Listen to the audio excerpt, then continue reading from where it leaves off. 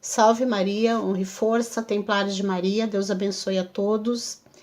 Bem, hoje nós vamos falar sobre os novos paradigmas éticos, referidos no capítulo 2 do livro do Monsenhor Sanahurra, Poder Global, Religião Universal, PGRU. E o primeiro paradigma que eu quero mencionar é o paradigma do utilitarismo sentimental da maioria. E para melhor a gente entender sobre esse novo paradigma ético, nós temos que pensar primeiro sobre um evento histórico que foi em 1977, num relatório preconizado pela Unesco, que descrevia a evolução da humanidade de acordo com a forma como o deficiente fora tratado e considerado até então. Eles dividiram esse relatório em estágios, né? Um primeiro estágio, então, foi o filantrópico, que caracterizava-se pelo conceito dominante de doença, enfermidade e incapacidade constante, característica do sujeito anormal, que pode ser objeto de compaixão por parte da comunidade ou dela ser segregado. Num segundo estágio, de assistência pública, institucionaliza-se a ajuda aos inválidos necessitados e pode proceder-se ao seu internamento como medida de higiene social. Isso aí foi muito utilizado no mundo todo, né? Tinha aqueles nosocômios psiquiátricos, né? E que as pessoas ficavam ali, às vezes o familiar nunca mais procurava e a pessoa morria naquela instituição, inclusive, tá? O terceiro estágio foi o dos direitos fundamentais. É a época da noção de direitos universais, estando entre eles o direito à educação, mas que podia ter exceções, sobretudo nos casos de QI muito baixos. O quarto estágio foi o de igualdade de oportunidades, que põe em questão a noção de norma e normalidade, privilegiando as relações entre o indivíduo e o seu meio e considerando o estatuto socioeconômico, sociocultural das famílias como determinante do sucesso escolar e social. O quinto estágio do direito era o do direito à integração. É apontado como atual, mas ainda não está bem caracterizado. Vocês logo vão descobrir por quê. Em 1978, o relatório Warnock Report, elaborado pelo Comitê de Investigação, presidido por uma enfermeira chamada Ellen Mary Warnock, que estudou de setembro de 1974, é uma enfermeira inglesa, tá? A março de 1978, o processo educativo das crianças e jovens com deficiência física e mental na Inglaterra, Escócia e País de Gales, e que propunha que se abandonasse o paradigma médico, que classificava por deficiência, e se adotasse ao paradigma educativo, que identificava, descrevia e avaliava as necessidades educativas especiais, de forma a garantir sucesso e uma plena integração em escolas regulares, sendo o objetivo da educação apoiar todas as crianças a superar as suas dificuldades, sejam de caráter temporário ou permanente, através de múltiplos meios ou técnicas especiais. Também por métodos de ensino especializado, para que o aluno possa aceder ao currículo normal, modificação do currículo e a adaptação às suas necessidades, apoio educativo e materiais específicos, face ao problema apresentado, modificações arquitetônicas nas escolas, nas salas de aula, redução do número de alunos por turma, possibilidade do aluno frequentar em tempo parcial uma instituição de ensino especial, o que exigiu uma mudança e flexibilização das escolas regulares e da formação dos professores, e isso aconteceu aqui no Brasil, né?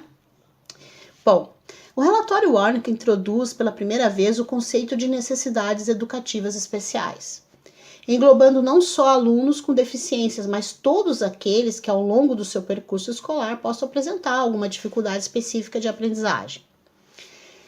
Em 1990, o Programa das Nações Unidas para o Desenvolvimento, o PNUD, a Unicef, a Unesco e o Banco Mundial organizaram a Conferência Mundial sobre Educação para Todos, em Jomtien, na Tailândia. Lá foram estabelecidas metas a atingir no ano 2000, tá?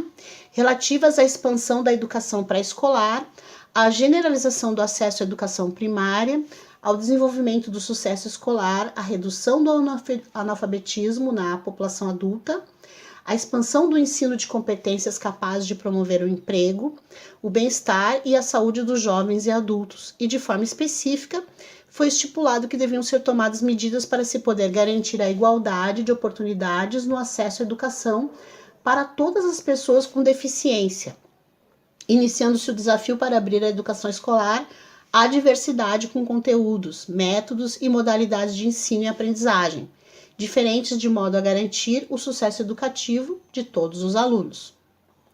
Bem, aí a gente pode dizer que a filosofia do relatório Warnock estava adotada a nível mundial, né? Nós temos como exemplo o nosso próprio país. Bom, em 1994, então, ocorreu a Declaração de Salamanca, que incitava todos os governos a conceder a maior prioridade através das medidas de políticas orçamentárias ao desenvolvimento dos seus sistemas educativos, de modo a que possam incluir todas as crianças, independente das diferenças ou dificuldades individuais.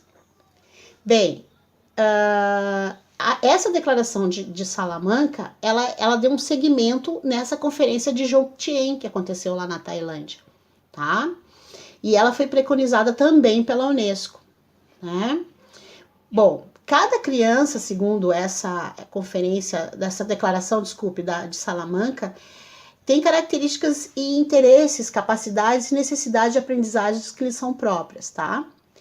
Bom, os sistemas de educação, então, eles devem ser planejados, a partir de então, aos programas educativos que devem ser implementados, tendo em vista a vasta diversidade dessas características e necessidades. Bom, as crianças e jovens com necessidades educativas especiais, elas devem ter acesso às escolas regulares, que a elas se devem adequar através de uma pedagogia centrada na criança, capaz de ir ao encontro dessas necessidades. As escolas regulares, seguindo esta orientação inclusiva, constituem os meios mais capazes para combater as atitudes discriminatórias, criando comunidades abertas e solidárias, construindo uma sociedade inclusiva e atingindo a educação para todos. Bem, incitando todos os governos, então, a conceder a maior prioridade através das medidas de políticas e através das medidas orçamentárias, ao desenvolvimento dos respectivos sistemas educativos, de modo a que possam incluir todas essas crianças, independente das diferenças ou dificuldades individuais. Adotando, então, como matéria de lei ou como política o princípio da educação inclusiva e admitindo todas essas crianças nas escolas regulares, a não ser que houvesse razões que obrigassem a proceder de um outro modo, tá? Bom, essa declaração de Salamanca consagrou a mudança do paradigma médico, que antes tinha aquela classificação por deficiência, para o paradigma educativo, que identifica, descreve e avalia, então, as necessidades educativas especiais, que eu já havia comentado, né? Então, isso era preconizado pelo relatório Warnock.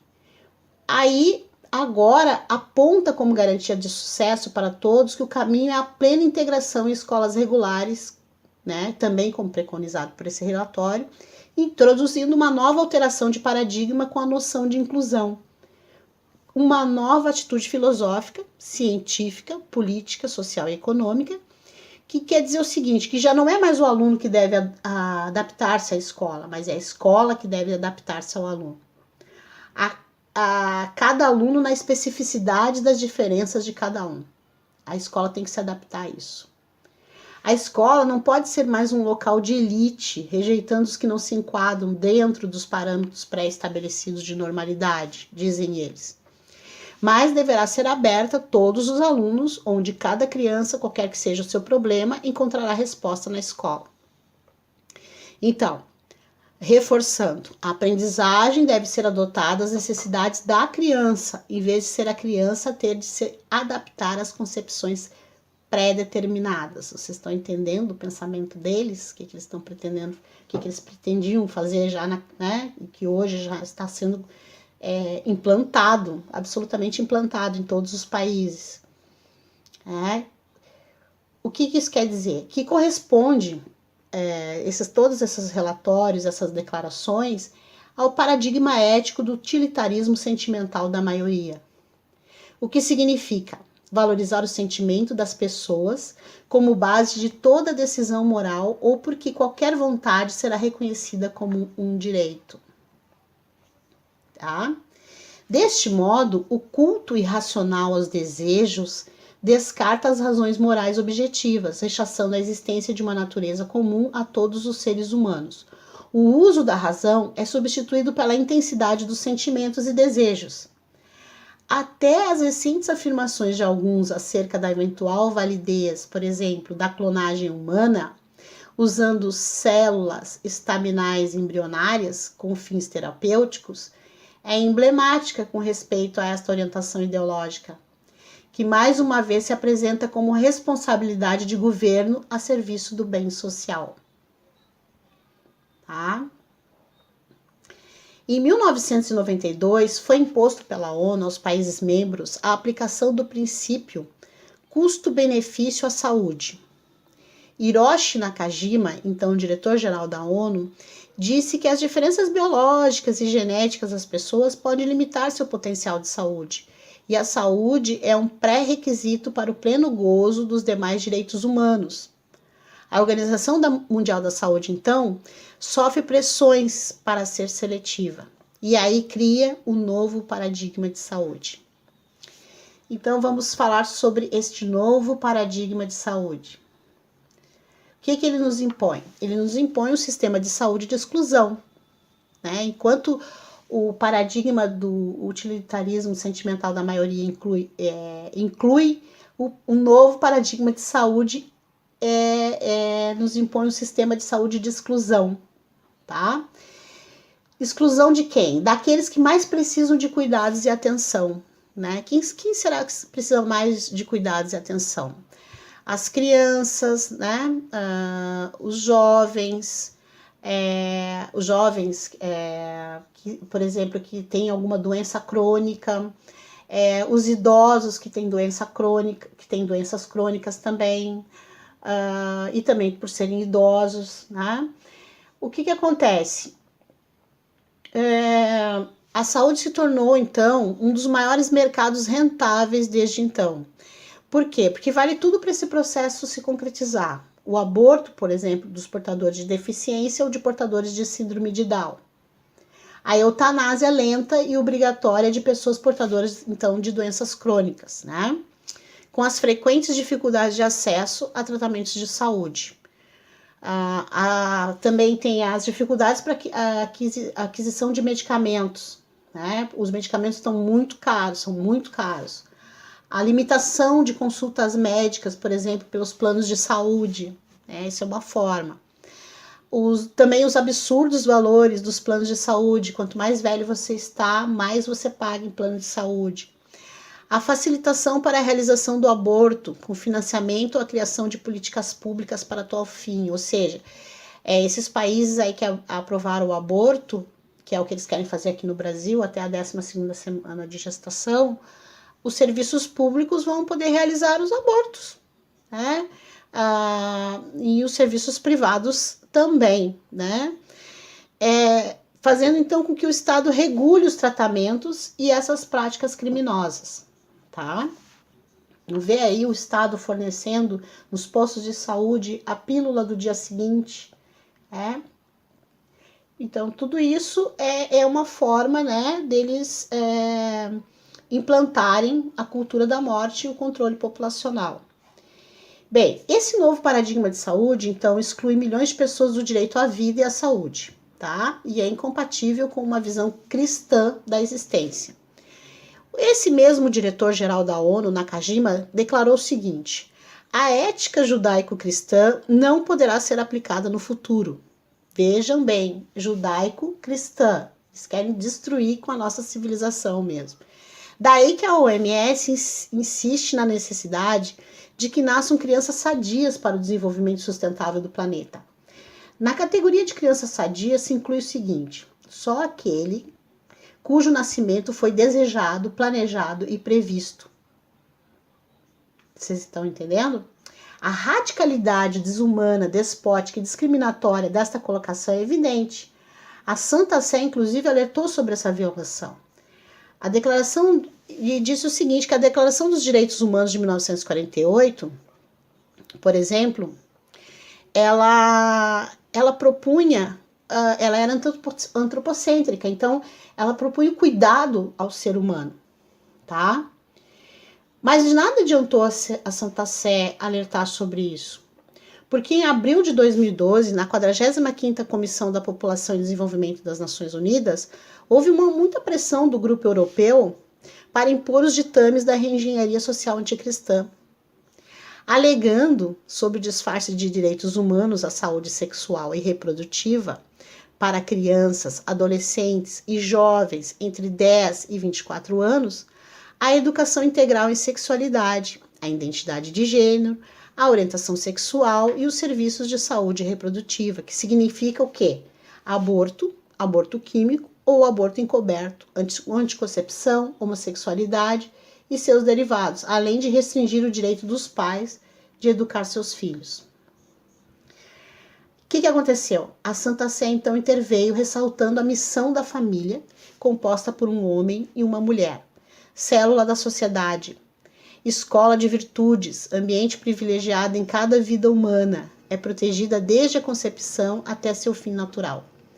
A Declaração Vaticana recorda também que 250 mil escolas católicas em todo o mundo prestam assistência a pais que têm sempre o direito e o dever de escolher a escola, incluindo-se o chamado homeschooling, e devem ter a liberdade de poder organizá-lo, o que por sua vez deve ser facilitado e respeitado pelo Estado. Apesar da resistência de alguns poucos, os direitos humanos sexuais e reprodutivos dos jovens foram uma vez mais reconhecidos por uma comissão da ONU. Palavras como estigma, discriminação e violência baseadas no gênero são evidências de que se avançará no reconhecimento social e jurídico da identidade de gênero, quer dizer, da homossexualidade, que é conteúdo obrigatório dos chamados direitos sexuais. E aí nós chegamos a um novo paradigma, o paradigma da reinterpretação dos direitos humanos. Porque para reconhecer o aborto como um direito reprodutivo dos jovens, eles reinterpretaram os direitos do homem, porque consideram uma barreira ou obstáculo os valores religiosos e culturais que restringem o acesso dos adolescentes aos serviços de saúde sexual e reprodutiva. Tanto a Santa Sé como o país de ascendência muçulmana foram contrários, ressaltando sobre os direitos, deveres e responsabilidade dos pais. A Convenção Internacional contra toda forma de discriminação da mulher, a CEDAW, de 1979, foi uma das convenções de direitos humanos precursoras e mais importantes. Por quê? Por ser considerada como um instrumento dinâmico, sujeito a contribuições progressivas. A partir de então, houve muitas contribuições ao que foi preconizado nessa convenção. Tá? Por exemplo, a convenção ela pede em 3 de seus artigos que se implementem programas de planejamento familiar. Tá? Posteriormente, o comitê interpretou que essa expressão inclui a anticoncepção, a esterilização e o aborto. Portanto, o que em 1979 se entendia por planejamento familiar mudou de significado. Ao mesmo tempo, também, nas recomendações gerais do comitê, quando se fala de direitos da mulher, implicitamente se inclui os chamados direitos sexuais e reprodutivos, a saúde reprodutiva, a liberdade ou autonomia reprodutiva. Por outro lado, especialmente a expressão saúde sexual se relaciona com a homossexualidade por meio dos eufemismos de livre orientação sexual e de gênero, identidade de gênero adotada ou autopercebida, exigindo então que se reconheçam direitos sociais e jurídicos. Nada disso era previsível em dezembro de 79, quando a Assembleia Geral das Nações Unidas aprovou o texto da Convenção Internacional contra toda forma de discriminação da mulher. Ao mesmo tempo, o Comitê de Acompanhamento do Tratado Internacional contra a Tortura interpreta como tortura psicológica contra a mulher toda lei ou atitude familiar que a impeça de abortar. Dizem eles, as mulheres estão em risco de tortura ou de maus tratos, que inclui a privação de liberdade, a privação de tratamentos médicos, especialmente daqueles que envolvem suas decisões reprodutivas, e a violência exercida por particulares em suas comunidades e em seus lares. Na sessão 52ª do Comitê contra a Tortura, em maio de 2014, a Santa Sé, através de Dom Silvano Tomasi, declarou o seguinte: o objetivo da Santa Sé é evitar que as crianças sejam torturadas ou assassinadas antes de nascer, como se estipula na Convenção, e exemplificou. No Canadá, 622 bebês foram entregues vivos depois das tentativas fracassadas de aborto entre 2000 e 2001. 66 casos semelhantes foram registrados no Reino Unido em 2005. Alguns métodos de abortos tardios constituem formas de tortura, sobretudo no caso do método de dilatação e evacuação, em que o feto ainda com vida é desmembrado antes de ser tirado do útero em pedaços. A postura da Santa Sé foi rebatida pelo Center for Reproductive Rights, que disse o seguinte: a Santa Sé interferiu negativamente nas tentativas dos estados de desenvolvimento da legislação sobre o aborto, que haveria servido para proteger melhor as mulheres contra a tortura e os maus tratos, e estando a Santa Sé a revisar sua posição sobre o aborto com o objetivo de permitir o mesmo para as mulheres e meninas, até quando suas vidas e sua saúde física ou mental não estejam em risco, quando há um feto não viável, quando são vítimas de violência sexual ou qualquer outras circunstâncias em que experimentem dor física ou mental, severa ou sofrimento, ou seja, a saúde da mulher, segundo eles, torna-se um direito humano. E aí chegamos ao novo paradigma da família. Na ideologia da nova ordem mundial, a perspectiva de gênero resume a tentativa do homem de tornar-se independente de Deus e das leis da criação, e constitui o conceito mais subversivo da ordem natural utilizado na construção da nova sociedade. É, portanto, o conceito-chave da reengenharia social anticristã para subverter o conceito de família. O cardeal Ratzinger dizia o seguinte: a peculiaridade desta nova antropologia, que constitui a base da nova ordem mundial, é evidente, sobretudo, na imagem da mulher, na ideologia do Women's Empowerment, ou do empoderamento feminino, nascida na Conferência de Pequim. Eu deixei para vocês aí postado a Declaração de Pequim, né, na semana passada. O objeto desta ideologia é a autorrealização da mulher. No entanto, os principais obstáculos que se opõem a ela e à sua realização são a família e a maternidade. Por isso, a mulher deve ser liberada, de modo particular, daquilo que a caracteriza, vale dizer, de sua especificidade feminina. Esta última se anula com efeito através de uma gender equity and equality, diante de um ser humano indiferente e uniforme, em cuja vida a sexualidade não tem outro sentido que o de uma droga voluptuosa, da qual se pode fazer uso sem nenhum critério. Então, o que o Papa está querendo dizer aqui, né? O Papa Emérito Bento XVI. Na ideologia de gênero, o gender, se baseia o reconhecimento social e jurídico da homossexualidade, o pseudo-direito ao casamento entre pessoas do mesmo sexo e a adoção de crianças por parte desses casais. Tudo isso se traduz nos documentos internacionais com as expressões formas de família ou simplesmente famílias no plural, ou seja, todos aqueles diversos grupamentos familiares, né? Bom, para os que usam esta terminologia, a família deixou de ter uma raiz, a união perdurável de um homem com uma mulher, tá? E Sanahua, por exemplo, sobre esta nova perspectiva e esse novo propósito de perspectiva de gênero, cita o documento de Aparecida o seguinte: Entre os pressupostos que debilitam e menoscabam a vida familiar, encontramos a ideologia de gênero, segundo a qual cada um pode escolher sua orientação sexual, sem levar em conta as diferenças dadas pela natureza humana. Isto provocou modificações legais, que ferem gravemente a dignidade do casamento, o respeito ao direito à vida e à identidade da família. Tá?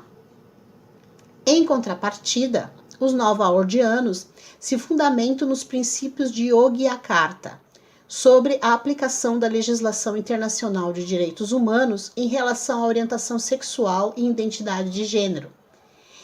Eles, por esses princípios, desses princípios de Yogyakarta, compreendem a orientação sexual como uma referência à capacidade de cada pessoa de ter uma profunda atração emocional, afetiva ou sexual por indivíduos de gêneros diferentes, do mesmo gênero ou de mais de um gênero, assim como ter relações íntimas e sexuais com essas pessoas.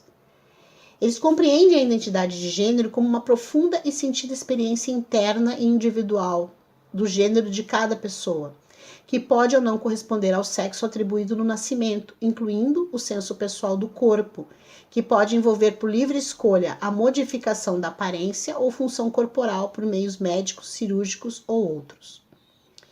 E outras expressões de gênero, inclusive vestimenta, modo de falar e maneirismos.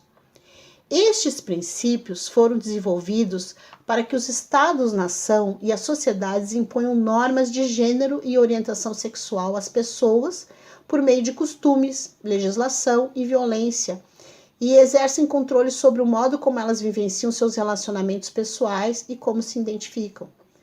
Porque considera o policiamento da sexualidade contínua como poderosa força subjacente à persistente violência de gênero, bem como a desigualdade entre os gêneros. Na verdade, o que eles querem é homossexualizar o mundo, fazendo muita pressão nos Estados-nações para que haja um compromisso em escala mundial para reafirmar os direitos humanos universais de todas as pessoas, independente de sua orientação sexual ou identidade de gênero. E a origem, então, da perversão dos direitos humanos está na negação da existência de Deus Criador e Pai comum de todos os homens. Por quê? Negando a criação do ser humano por Deus, a criação à sua imagem e semelhança, nega-se a origem e a dignidade humana. E é exatamente aí que se baseiam os direitos humanos, esses novos paradigmas éticos. Isto é, temos como seres humanos direitos e deveres para com Deus e sua lei divina. A ordem natural e imutável que se baseia na dignidade de sermos filhos de Deus e não das declarações da ONU. O conceito de igualdade, por exemplo, desaparece quando negamos o Criador, pois deixamos de sermos irmãos e de sermos iguais entre si. O conceito de fraternidade também se fragiliza porque supõe a filiação, uma igualdade essencial entre os homens, supondo a paternidade divina. Né?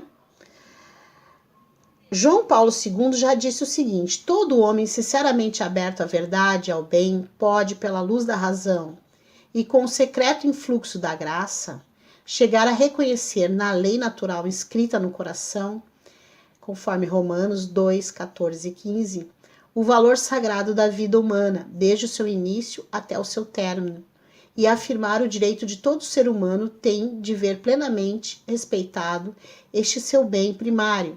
Sobre o reconhecimento de tal direito é que se funda a convivência humana e a própria comunidade política. E, por fim, eu queria dizer o que Bento XVI, ao dirigir-se à Cúria Romana em dezembro de 2008,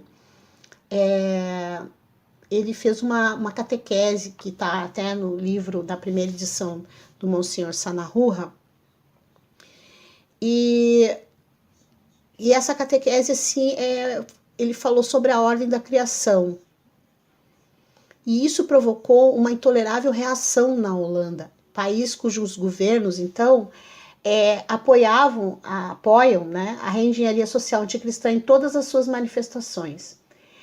E ele recordou nessa catequese o cuidado da criação, que começa pelo cuidado da natureza humana, E ele disse o seguinte: dado que a fé do Criador é uma parte essencial do credo cristão, a Igreja não pode e não deve limitar-se a transmitir aos seus fiéis apenas a mensagem da salvação. Ela tem uma responsabilidade pela criação e deve fazer valer esta responsabilidade também em público. E fazendo isso, deve defender não só a terra, a água e o ar como dons da criação que pertence a todos. Deve proteger também o homem contra a destruição de si mesmo. É necessário que haja algo como uma ecologia do homem, entendida no sentido justo. Quando a Igreja fala da natureza do ser humano como homem e mulher e pede que se respeite esta ordem da criação, não está expondo uma metafísica superada. Trata-se aqui, de fato, da fé do Criador e da escuta da linguagem da criação, cujo desprezo seria uma autodestruição do homem e, portanto, uma destruição da própria obra de Deus. O que com frequência é expresso e entendido com a palavra gender ou gênero, resulta em definitivo na autoemancipação do homem da criação e do Criador. O homem pretende fazer-se sozinho e dispor sempre e exclusivamente sozinho o que lhe diz respeito. Porém, dessa forma, vive contra a verdade, vive contra o espírito criador. As florestas tropicais merecem, sim, a nossa proteção, mas não a merece menos o homem como criatura, na qual está escrita uma mensagem que não significa contradição da nossa liberdade, mas a sua condição. Grandes teólogos da escolástica qualificaram o matrimônio,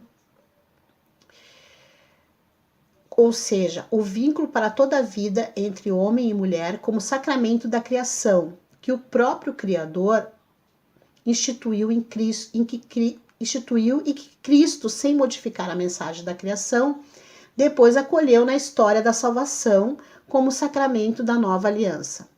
Pertence ao anúncio que a Igreja deve levar o testemunho a favor do Espírito Criador, presente na natureza em seu conjunto e de modo especial na natureza do homem, criado à imagem de Deus. A partir desta perspectiva, deve-se lhe dar a encíclica Humanae Vitae. A intenção do Papa Paulo VI era defender o amor contra a sexualidade como consumo, o futuro contra a pretensão exclusiva do presente e a natureza do homem contra a sua manipulação. Fecha aspas. Então, nós estamos vendo que a perspectiva de gênero, então, é um conceito-chave da engenharia social anticristã para subverter o conceito de família. E que também, a partir dessa nova perspectiva de gênero, se cria um novo paradigma de família. Tá bem? Ainda o cardeal Ratzinger falou do empoderamento feminino, que eu já citei antes, né? E nessa questão da nova ordem mundial, que nós reconhecemos a partir do momento que os Estados-nações passam a reconhecer o movimento homossexual em todos os seus aspectos, né? Nós perdemos essa questão de família, né? Da unidade da família entre o homem e a mulher. E era isso, pessoal. Então, eu agora passo para vocês refletirem sobre esses conhecimentos que foram passados aqui, analisando, né? E aguardo vocês na nossa próxima interação, que vai ser quinta e sexta desta semana, ok? Salve Maria, honra e força.